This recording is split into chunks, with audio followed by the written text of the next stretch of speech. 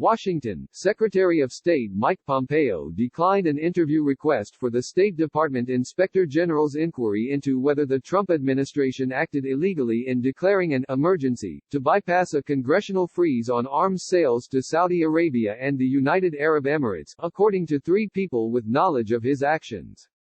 Mr. Pompeo chose instead to answer written questions from investigators working for the Inspector General, Steve A. Linick, who was fired by President Trump on Friday. That indicates that the Secretary of State was aware of Mr. Linick's investigation and the specific lines of questioning about Mr. Pompeo's decision last year to resume the sales of bombs and other weapons, which had been stalled since 2017. Saudi Arabia has led Persian Gulf nations in an air war in Yemen that has resulted in large numbers of civilian deaths. It is still not clear why Mr. Linick was dismissed. He was also pursuing inquiries into whether Mr. Pompeo was improperly asking a State Department employee to run errands for him and his wife. And a senior department official and longtime friend of the secretary, Brian Bulatao, told The Washington Post that Mr. Pompeo was concerned that Mr. Linick was not aggressively tracking down past leaks to news organizations about what he was investigating. Some officials say that it may have been a combination of issues, rather than any single investigation, that led to the dismissal of Mr. Linick, one of 4 inspectors general Mr. Trump has fired or demoted in recent weeks. The State Department has declined to comment publicly about Mr. Linick's investigation into the arms sales or provide any detail about its scope. But the push by Mr. Pompeo and Mr. Trump to resume the sales, especially after the killing of the Saudi dissident Jamal Khashoggi, was opposed by some lawmakers from both parties and was highly controversial among some Foreign Service officers, who argued that Mr. Trump's desire to win arms sales for American contractors was overriding human rights protections. Mr. Pompeo said on Monday in an interview with The Post that he asked for Mr. Linick to be fired because the Inspector General was not performing a function that was additive for the State Department. Mr. Pompeo said he usually did not become aware of Inspector General reports until a few days before they were released publicly. But that was clearly not the case in the investigation into the Saudi arms decision.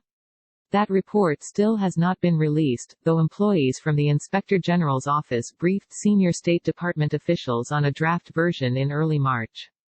It is not clear if the final report will be critical of the legal maneuvers the Trump administration carried out to restore sales to the Saudis and Emiratis. Cabinet secretaries sometimes try to avoid interviews with inspectors general, preferring the more controlled route of providing written responses. That allows them to turn the process over to lawyers to help shape the answers. Representative Eliot L. Engel, Democrat of New York, who is chairman of the House Foreign Affairs Committee, had asked last June for the Inspector General to start an investigation into the arms sales. Mr. Engel said on Monday that the inquiry might have been another reason that Mr. Pompeo recommended to Mr. Trump that he fire Mr. Linick. Mr. Trump notified Congress on Friday of the firing, starting a 30-day review period on the president's action as Mr. Linick prepares to leave. Mr. Linick was also investigating separately the potential misuse by Mr. Pompeo of a political appointee at the State Department to perform personal errands for him and his wife, Susan Pompeo, that included walking the family dog, Sherman, picking up dry cleaning, and making restaurant reservations, a Democratic aide said. Questions over possible misuse of taxpayer funds by Mr. Pompeo, including on frequent trips aboard department aircraft to his adopted home state, Kansas, have dogged the secretary for more than a year. Mr. Pompeo has denied any wrongdoing in most instances. When asked by The Post about Mr. Linick's inquiry into the potential misuse of a State Department employee, Mr. Pompeo said he had been unaware of it. But he avoided answering a question on whether he had ever engaged in such activity, saying, "I'm not going to answer the host of unsubstantiated allegations about any of that." Mr. Linick has served in his position since 2013 and has a reputation as being careful, competent and nonpartisan. But he was clearly not viewed that way among the State Department leadership, which believes he took aim at Mr. Trump's appointees. They were particularly incensed by a report last year about the treatment of an Iranian-American official in the department, who argued that her removal from her job reflected bias by political appointees. Senior State Department officials insisted she was moved because she was not competent.